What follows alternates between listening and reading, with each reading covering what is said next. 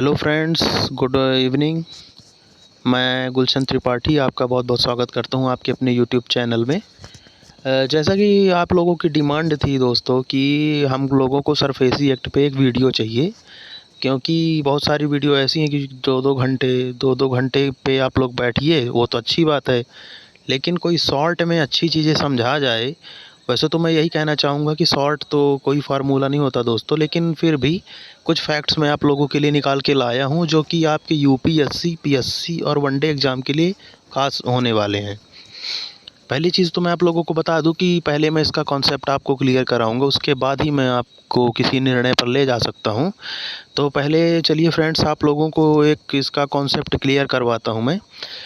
SARFAESI act 2002 में आया था दोस्तों। पहले तो ये आप लोग तारीख नोट कर लीजिए, ये जो मैंने लिखी हुई है ये 2002 ईयर इम्पॉर्टेंट है, ज़रूरी नहीं है कि डेट भी इम्पॉर्टेंट हो, ईयर आप लोग नोट कर लीजिए पहली चीज़। उसके बाद क्या हुआ दोस्तों, अब मैं आपको कॉन्सेप्ट पे आता हूँ सीधे, ज़्यादा टाइम नहीं ख़राब कर सकता। तो ये बता, एक आप लोगों ने सुना होगा कि 11,500 करोड़ लेके विजय माल्या साहब भागे थे, नीरव मोदी साहब भी भागे थे चूना लगाकर, ठीक है। और फालतू में बैंक लोन की रिकवरी नहीं कर पाते, मतलब कि अगर जो बाहर भाग गए तो लोन रिकवरी नहीं होती, ठीक है। तो लोन रिकवरी नहीं होती सर, अब हम क्या करें सर बताइए, हमारा तो 11,500 करोड़ तो ऐसे चला गया ना।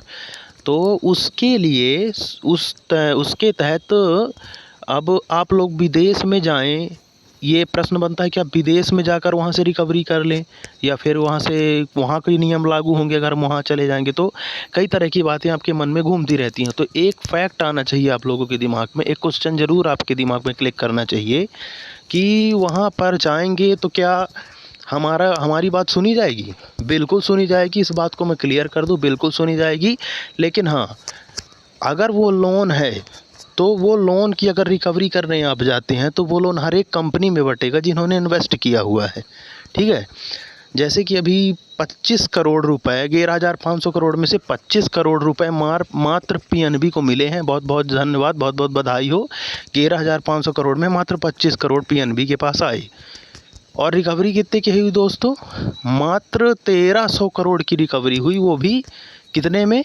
11,500 करोड़ में। सोच सकते हैं आप, मतलब कि पीएनबी को, पंजाब नेशनल बैंक को कितने की रिकवरी हुई? मात्र 25 करोड़ की। तो सर सरफेसी एक्ट से क्या लिंक है इसका, ये आपके मन में क्वेश्चन होगा।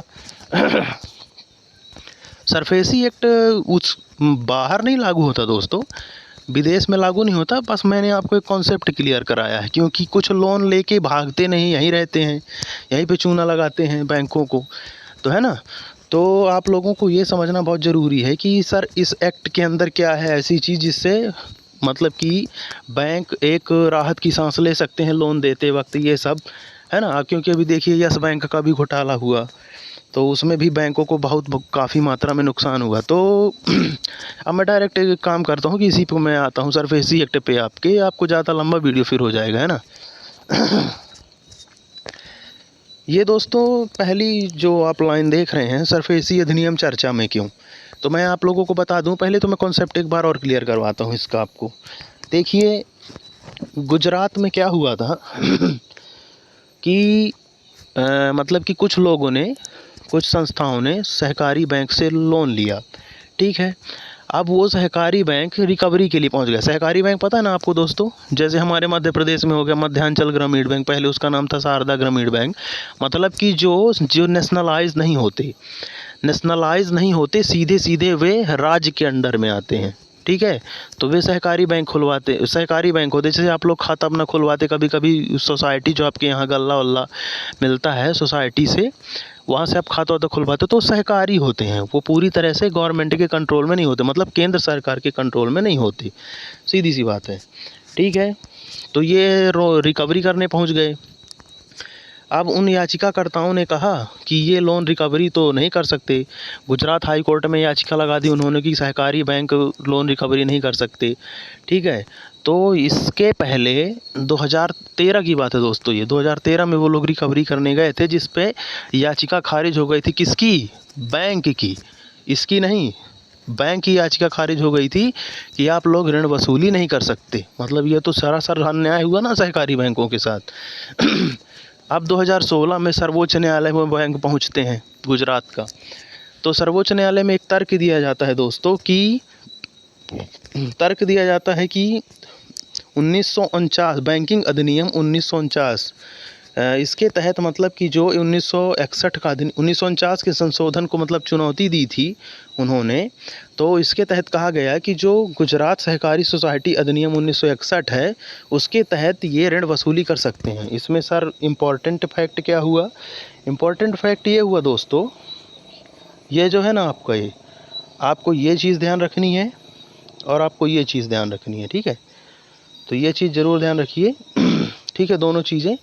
तो अभी मैं शुरू से फिर से आपके साथ इसके साथ चर्चा करूंगा, क्योंकि आपको अगर क्वेश्चन भी लिखना हो तो लिख सकते हैं, आपको इसको कुछ भी करना हो कर सकते हैं। आपके यहाँ फैक्ट और इनफैक्ट सब तरह की बातें मैंने यहाँ पे की है। तो चलिए सीधे सीधे आते हैं टॉपिक पे ज़्यादा समय नहीं ख़राब करते। देखिए, सरफेसी अधिनियम चर्चा में हाल ही में सर्वोच्च न्यायालय ने मतलब सुप्रीम कोर्ट ने अपने निर्णय में कहा है कि सरफेसी एक्ट, ये उसका फुल फॉर्म है दोस्तों, आप लोग इसको ज़रा नोट कर लीजिएगा, लिख लीजिएगा, आप ही के लिए इम्पोर्टेंट है।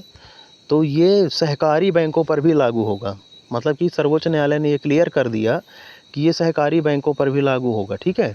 अब ये है क्या सर, सरफेसी अधिनियम 2002। सरफेसी अधिनियम मतलब कि ये जो है ये वित्तीय संस्थानों को भिन्न भिन्न तरीके से संपत्ति की गुणवत्ता सुनिश्चित करने में मदद करता है। मतलब कि क्वालिटी ऑफ मनी, मतलब कि वित्त की क्या क्वालिटी होनी चाहिए, वित्त की क्या सहायता किससे होनी चाहिए, कहाँ से हमारे बैंक में आएगा, ठीक है ना।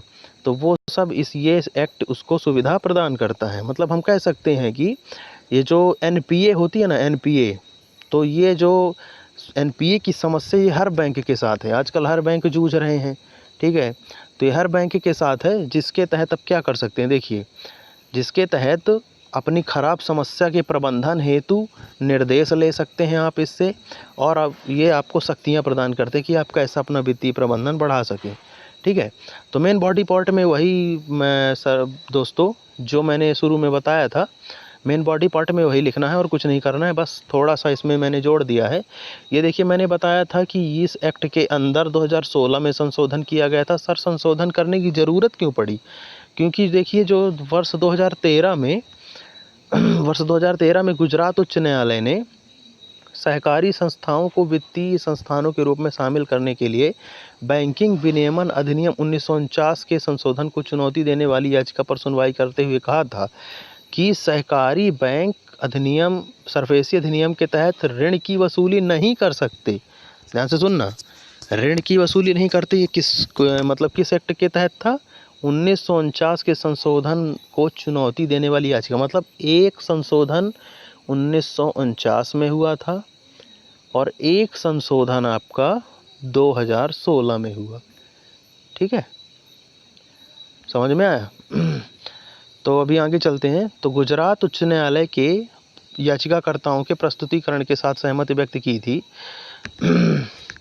जिसमें उन्हें तर्क क्या दिया गया था, हाँ तर्क सबसे ज़्यादा ज़रूरी है आपके लिए, यहाँ पर सबसे बड़ी इम्पॉर्टेंट है, याद करने लायक है, या फिर स्क्रीनशॉट इसी का लेकर रख लीजिएगा कि गुजरात सोसाइटी अधिनियम जो 1961 है इसके तहत वे ऋण की वसूली कर सकते हैं, ठीक है।